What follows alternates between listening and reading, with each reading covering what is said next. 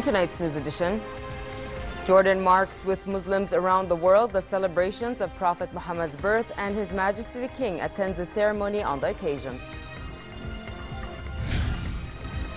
His Majesty the King congratulates Christian Jordanians on the Christmas season, reiterating that Jordan stands out as a role model for coexistence. And Iraqi forces say they need only days to drive Daesh from the city of Ramadi.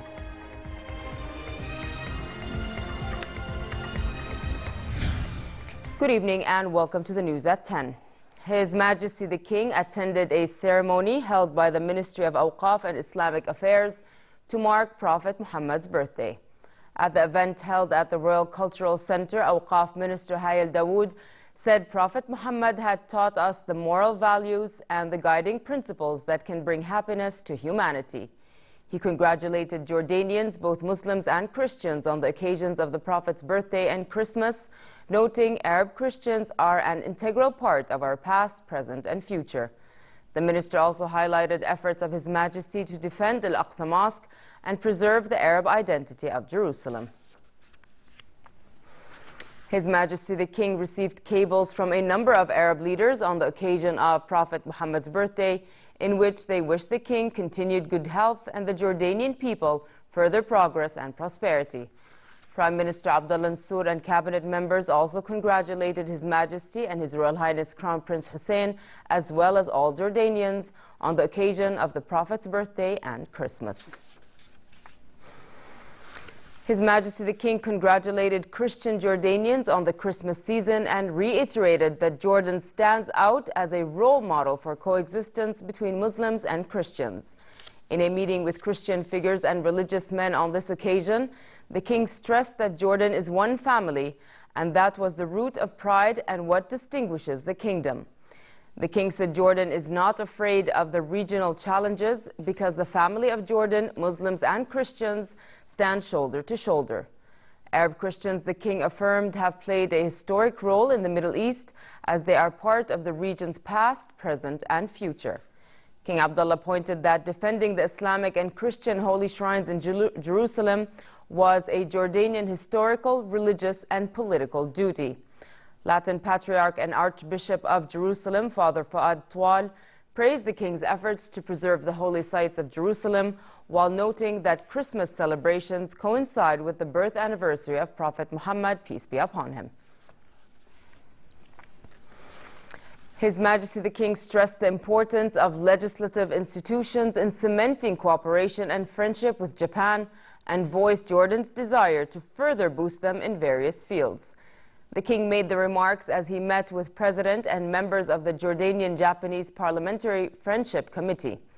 His Majesty expressed appreciation for the Japanese support to plans and development ventures carried out by Jordan, in addition to assisting the kingdom in addressing the Syrian refugees crisis and providing the refugees with necessary humanitarian aid.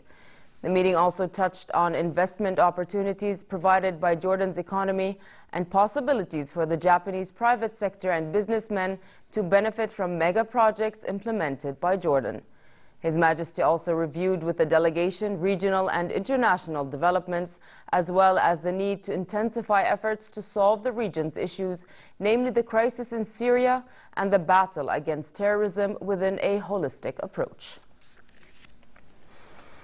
The cabinet decided in its meeting chaired by Prime Minister Abdullah Mansour to extend exemption from fees on all citizens of the Arab states when entering tourist and archaeological sites in the kingdom, same as Jordanians.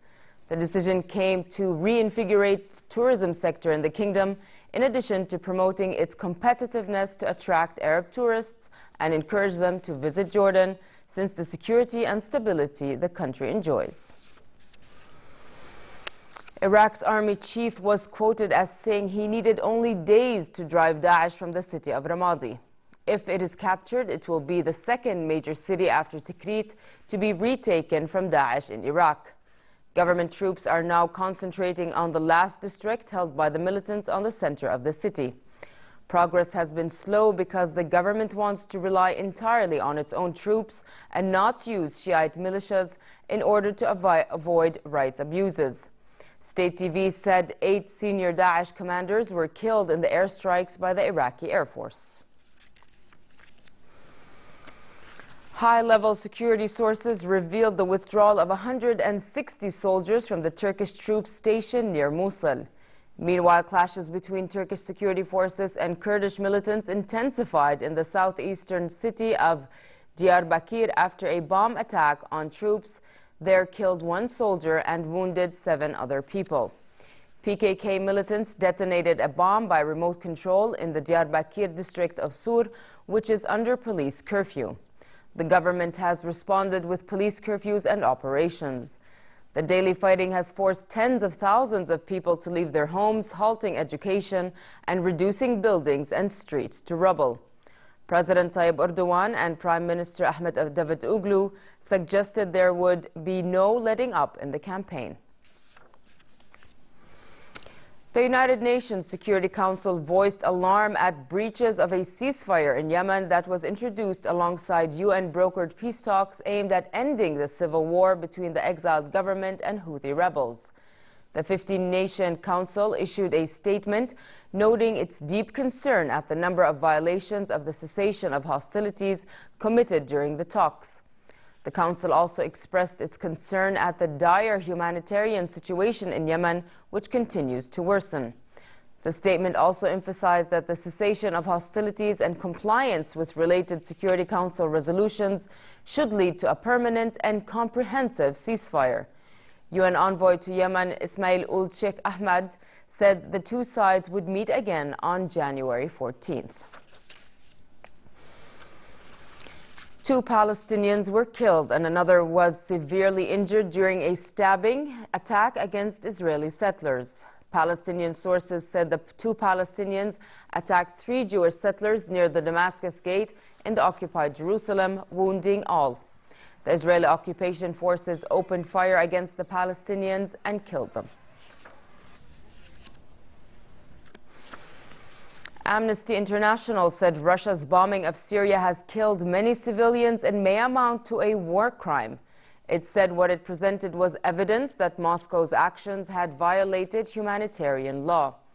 Russia's defense ministry strongly rejected the allegations, saying the London-based rights group report was full of cliches and lies. It has repeatedly and forcefully denied targeting civilians, saying it takes great care to avoid bombing residential areas. But the Amnesty report said Russian airstrikes had killed at least 200 civilians and around a dozen fighters up to November 29th. Everyone says it can't happen to me, and this was definitely the case for the lucky winner of the Christmas lottery in Spain. The winner chose to remain unidentified, but word spread quickly about the single holder of that much-anticipated numbers. Here's more. It's the day of El Gordo, Spain's traditional Christmas lottery. And the atmosphere is electric outside the building in Madrid where the drawing will be held. Many hold up signs with their number in hopes of influencing fate and snagging a share of the $2.4 billion in prize money. An estimated 3/4 of the country has purchased a ticket, many in a group with friends or co-workers. And now, the moment they've all been waiting for.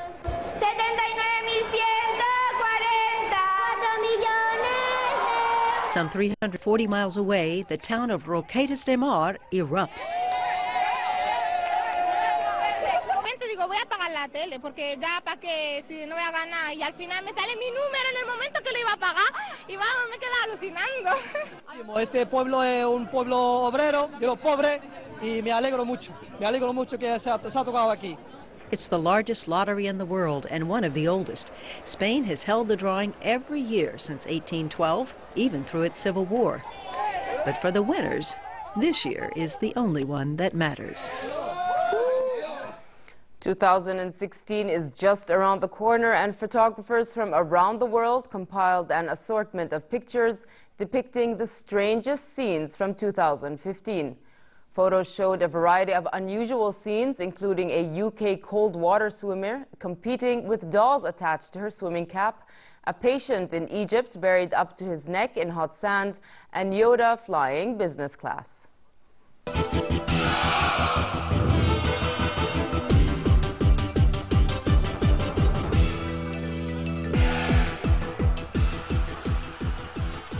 New Chelsea manager Gus Hiddink told reporters that his return to Stamford Bridge was a surprise, but that results had forced the club owner to make a decision, and he was glad to answer their call. After reports that some players lost their desire to perform for former manager Jose Mourinho, who was sacked last week, Hiddink said the players owed it to the team and to the fans to rebuild that desire to win. Hiddink proved highly popular in 2009 when he took over from sacked Brazilian Luis Felipe Scolari. Chelsea are in 15th place, having lost 9 of their opening 17 Premier League games, 10 points behind 7th place Watford, whom they host on Saturday. People take decisions which they have taken, and then I have to go on when I'm asked. To take the second.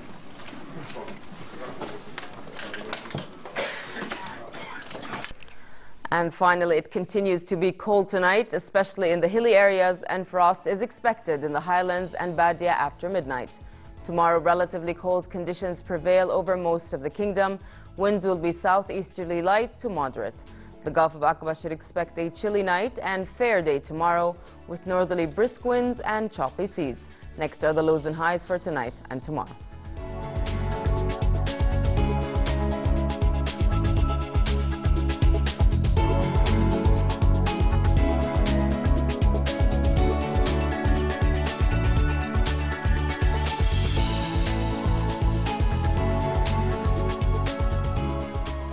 To end the news, here's a reminder of our top stories.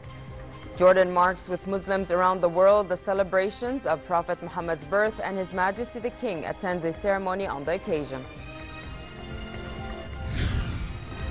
His Majesty congratulates Christian Jordanians on the Christmas season, reiterating that Jordan stands out as a role model for coexistence.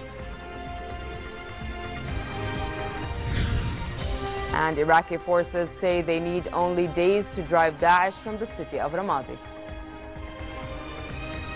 With that, we come to the end of tonight's news. I'm Nancy Khair. Thank you for watching and have a good night.